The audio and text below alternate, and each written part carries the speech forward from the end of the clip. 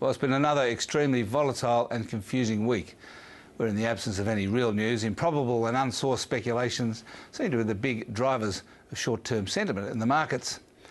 For a more sober assessment of what's happening, I spoke to Michael Power, the Cape Town-based global investment strategist for the big Anglo-African investment bank, Investec.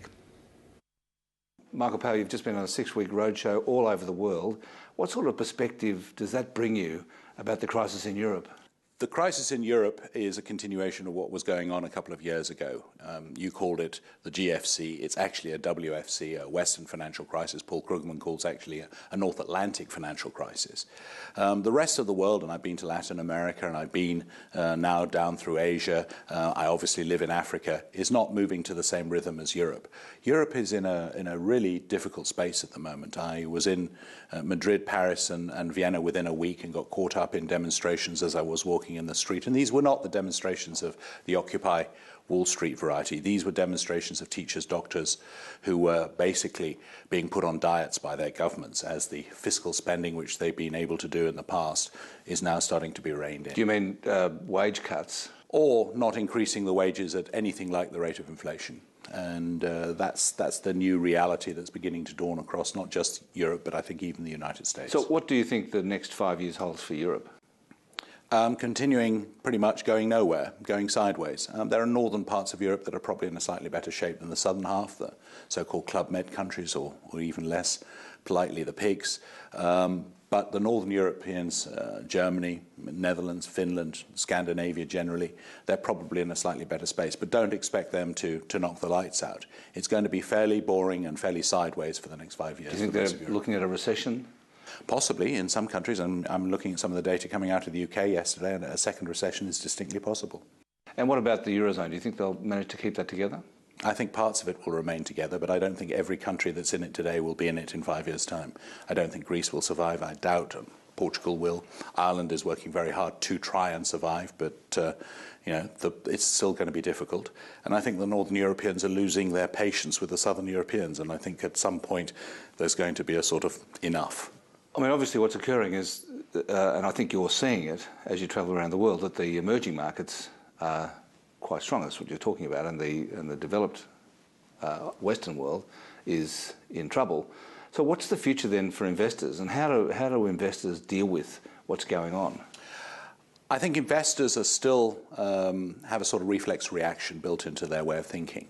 There's something we call home bias, which is that people tend to know more about their own domestic markets, not unsurprisingly, than they do about foreign markets. And that very much characterizes the world today. 80% of the world's savings, mobilized savings, are still in the West. 80% of the GDP growth is in the rest.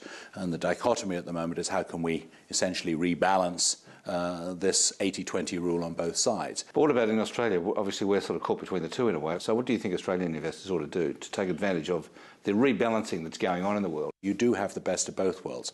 Australian investors are in a lucky position insofar as they don't face the same sort of background as European and American investors. Their economy and their stock market has done quite well over the last decade. In the US, you've seen no increase in stock prices since 1997. And that's something which I think is beginning to cause real problems with American investors. You don't have that problem here in Australia. So when I come to speak to Australian investors, it's quite difficult because I don't want to say to you, abandon your own market, which is a line you can to some extent start to use in Europe and the United States. You don't say that in Australia because your own market has actually delivered very good returns. But I do think that starting to be aware of other markets around you and much more aware than historically you have been, is got to be good. And one of the markets which I've been talking about has been Indonesia, which by the end of this decade will be the 10th largest economy in the world.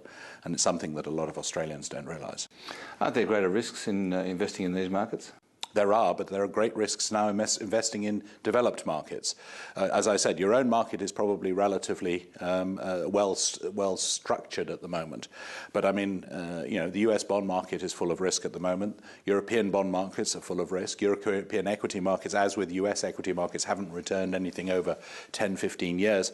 So we need to understand what we mean by risk here. Yes, there's risk, and there's risk everywhere. And do you think that Europe and America are sowing the seeds of future inflation now? Absolutely. Once they mend their banking systems, the so-called multiplier effect will start to kick in, and the huge amount of liquidity they've injected into the system through QE1, QE2, TARP, twists and the like will then start to generate inflation in those parts of the world, with the consequence that their currencies probably will fall even more than they have.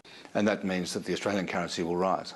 Against the traditional benchmarks, will the Australian currency be rising against the renminbi, which, to be perfectly honest, given the way that your economy is now structured, is probably a more important benchmark for you guys to be measuring than even the US dollar?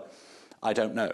I suspect that the Aussie dollar is still going to be strong, even in terms of its cross rates with Eastern currencies and not just. Well, we don't manage our currency like the Chinese do. No, you don't, and I don't think that necessarily that's a good thing. I think that in the current environment, you probably should have been managing your currency, managing it in the sense of trying to keep it low and therefore keep it competitive and stop the ravages of the Dutch disease sweeping your country, which I have to say is very evident every time you visit here. Thanks for joining us, Michael Power.